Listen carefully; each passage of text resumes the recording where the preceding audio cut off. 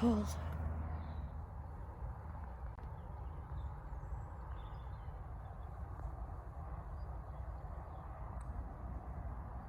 We're back on Saturday and we're finally getting the onions in. So I've got some Shakespeare, and then in the next lot are the Japanese. They've already sprouted quite a bit, the Japanese, so I'm not holding out too much hope for those, but there's only a couple of rows of those. And then all of the rest of these here are the snowball ones from Wilco's. No, they're not from Wilco's. I can't remember where they're from, but anyway, probably DT Brown's. So hopefully we'll get all of these in today. And then I've also got the ones that I put in from seed, from real seeds. So I'll get the variety of those as well and show you. But they're coming on really well. They're looking like little thin pencils of grass at the minute. So they're looking well. And they need to go in, but we'll be going in up the top probably. So today is making sure we get these onions in. I'm going to cover them with fleece because they should have been in ages ago. It's January now.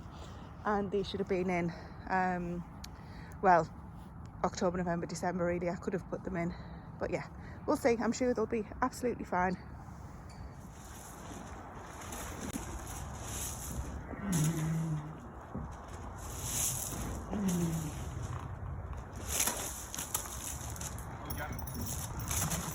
So I finally got my peppers and chilies in. So this is the hot wax, yellow bell, poblano, sweet banana, pepperoncini, Anaheim, pecan pepper. This is something I thought I'd lost the seeds for, and I'm pretty sure they've been through the wash, so I'm not sure these pecans will work. Ring of Fire and Serrano. So all of these are put in on the 24th, which is later than last year, but I'm sure they'll be absolutely fine. I did have some others called Santana, I think they were called, but I haven't got any seeds for those, so I'm not going to buy any more. This should be more than sufficient.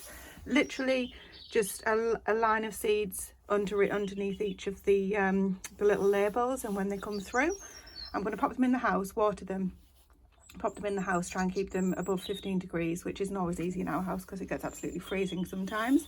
So I will keep them in the kitchen probably, and then when they start coming through I'll make a note of which ones are coming through first, and then once they're big enough we will pop them on, and I'll show you what that looks like once that happens, but it'll be a good few weeks yet.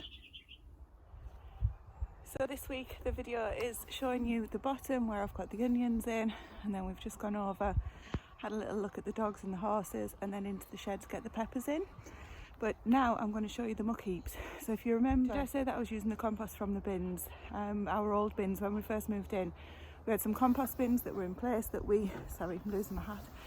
When you wear the same hat every day, it just gets too big and starts falling down your head, and the dogs have eaten my bobble.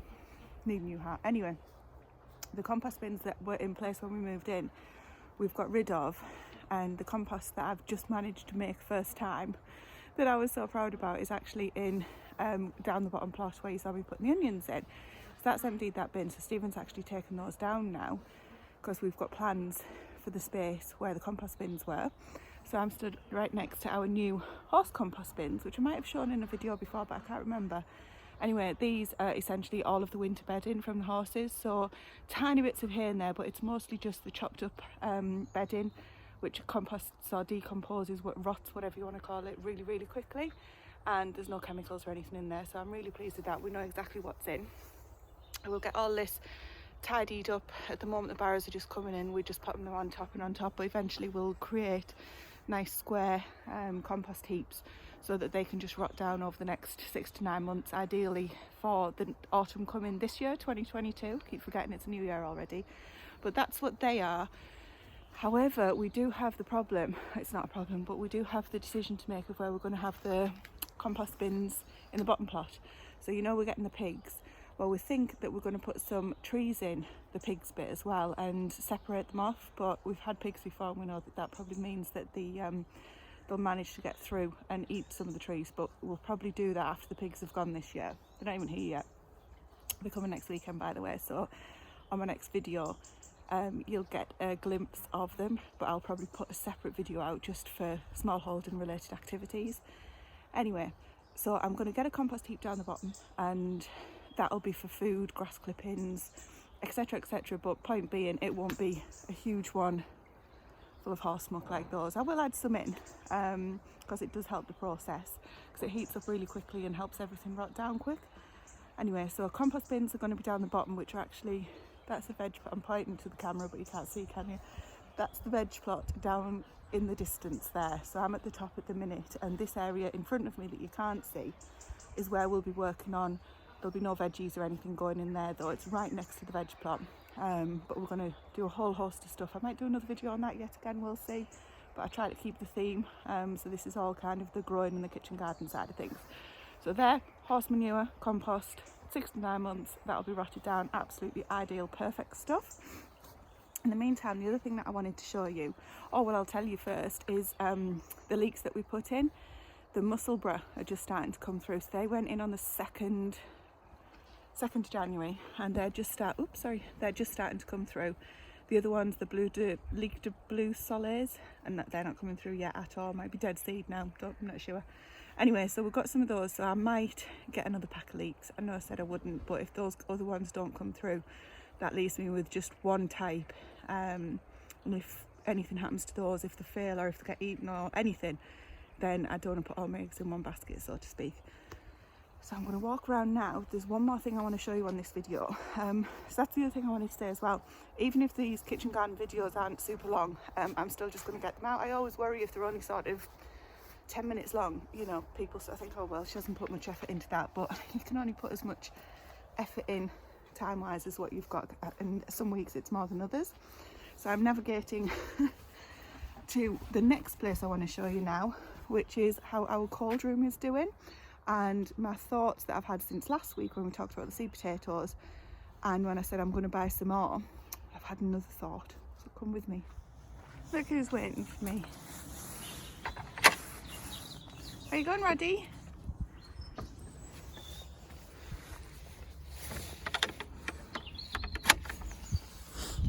Oh.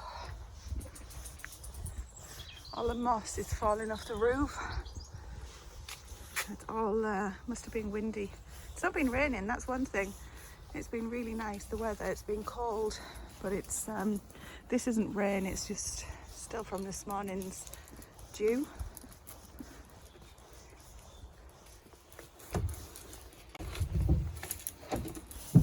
So into the cold room. Are you coming with me? Some more leeks from the garden. They're keeping really well in here. It is 2.9, 3.7, about 3 in here at the moment, degrees Celsius. So just above freezing for us. It's really cold, but like I say, it's not been wet, it's not been raining outside. So I wanted to show you a little update in the cold room. So this has been working fantastically. These cupboards aren't yet full of food, but they hopefully will be soon. We've still got the apples. This is our own rendered lard. That's some mustard up there. And there's one beef, jarred beef or tinned beef that I did myself that we've been using. It's absolutely lovely. If you watch any of my other videos, you might have seen that on the meals of the week. Can't remember when it was, but anyway, it's really nice. It's just like a stewed beef basically in gravy, and it's a lifesaver on the nights that when, you know, you're so busy doing other things. Anyway, what we're in here for is just to give you an update. This room is maintaining the temperature fantastically. Obviously it's so cold outside, there's no heating in here, very little insulation, so it kind of just replicates whatever's going on outside, but it doesn't get too hot in the summer either. It's quite a cold shaded room, so perfect for the cold storage that we're after. So there's two things. The potatoes, let me show you what's in here. This is just one of 3 baskets that I've got. Random garlic, not sure why that's in here, but that's perfect.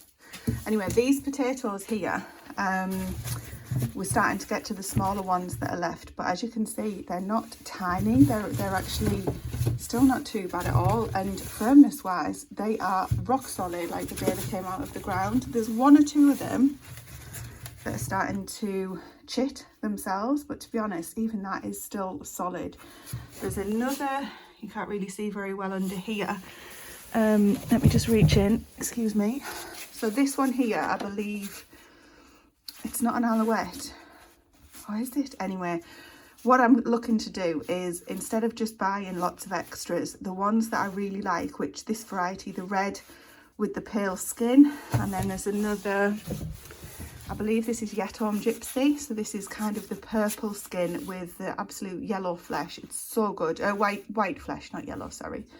So good, and they hold up to everything that I've thrown at them from a cooking perspective. Instead of just eating all of these, I've got plenty left. I'm thinking that I'm gonna, and there is another one over here. Why, Rodney, what are you doing, son?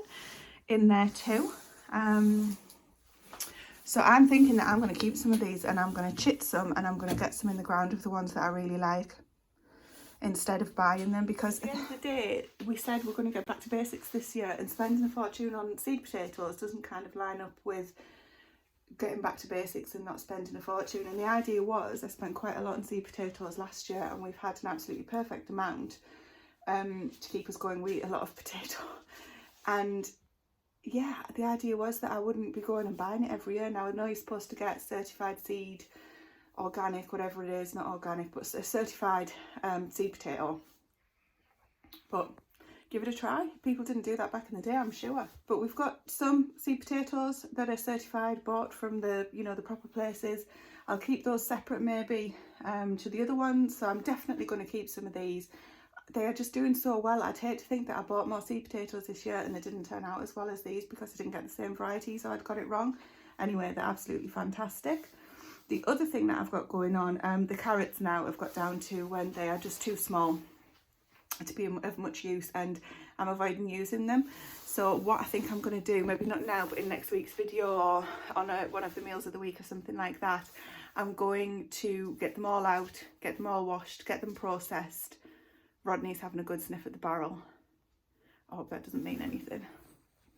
Anyway, I'm going to get them all out and get them all processed and see what they look like, get them washed, and then just get them chopped and frozen. I might even grate them and just start throwing them into veggie casseroles, soups, stews, all that kind of thing, so that they don't go to waste. But yeah, they are getting too small where I can keep using them for like main meals and side dishes and things. I really am just avoiding them now. Let me get a couple out and I'll show you what they're looking like.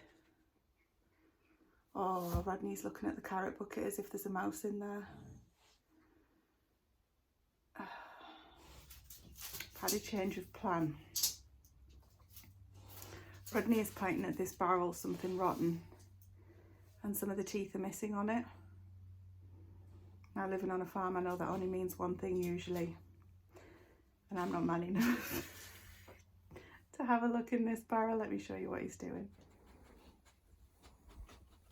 So if you look just to the right of Rodney's head, that's been chewed away. You can see the teeth marks.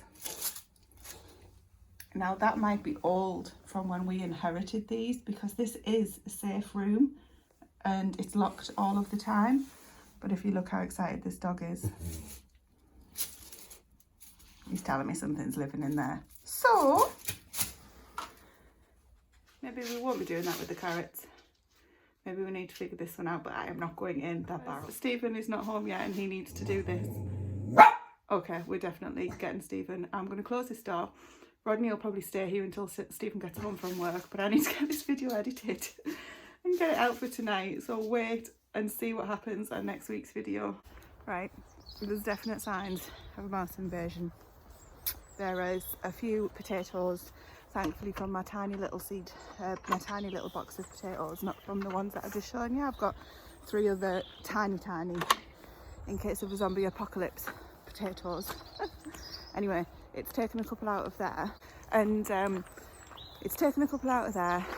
and there's a few drop-ins, I mean 3, something like that. So what I've done, I've swept up. That's what I'm coming over at the barn for, just to get a rubbish bag. Got it all nice and tidy, so Stephen can have a look in that tub. What's it called? The barrel with the lid on where something's chewed through, so he can have a look at that when he gets in later. I'm not doing that. Anyway, so talk about a cliffhanger that wasn't meant to happen. You're gonna have to wait till next week because I need to get this video edited and uploaded so it can come out tonight. Horses are shouting, so I'm gonna get a bag, get it into the rubbish bin, and then see what happens when Stephen gets in. That'll be the start of next week's video. Bye for now.